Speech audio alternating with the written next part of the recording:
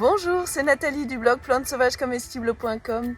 Aujourd'hui, je veux vous présenter la mâche sauvage, la petite doucette qu'on l'appelle aussi, qui est là juste à côté des perce-neige. Les perce-neige sont pas comestibles, mais super jolis, je les adore. Alors la mâche sauvage, elle pousse dans les prairies ou alors au bord des chemins. Et ici, j'en ai de la très belle. Souvent, elle est plus petite que la mâche qu'on cultive dans le jardin, mais sinon, elle ressemble vraiment énormément. Elle a des feuilles ovales avec peut-être parfois des toutes petites dents, sinon c'est entier, donc ça veut dire sans dents.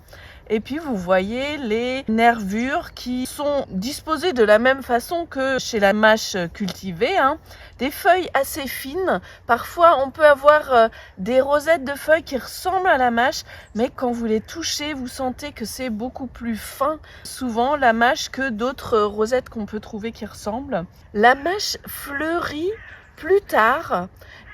On n'y prête plus attention quand elle fleurit, c'est plus tard au printemps qu'elle sort des tiges, les tiges qui se divisent en deux pour se rediviser en deux, et ça fait des cimes comme des petites têtes de toutes petites fleurs minuscules, bleues, claires, un peu cendrées. C'est très joli, les fleurs se mangent aussi, mais ici on va récolter quelques rosettes.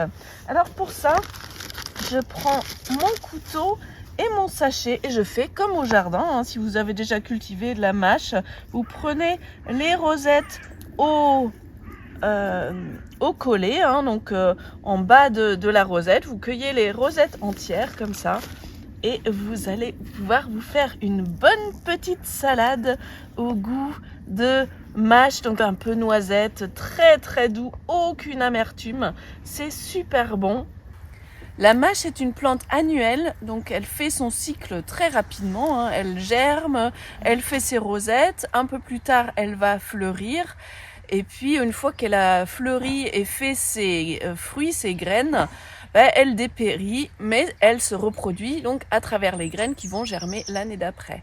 Elle a déjà commencé à faire les premières rosettes en janvier, là on est début février, donc quand il fait doux, c'est une plante qui démarre très tôt, même en hiver. Je vais continuer encore un peu mes cueillettes et puis on se fera une bonne petite salade de mâche sauvage ce midi. Ce matin même, elle était givrée, mais même quand il y a un peu de givre qui se met dessus, ça dégivre dans la matinée et puis après, c'est en pleine forme. Je vous souhaite une bonne cueillette de mâche sauvage.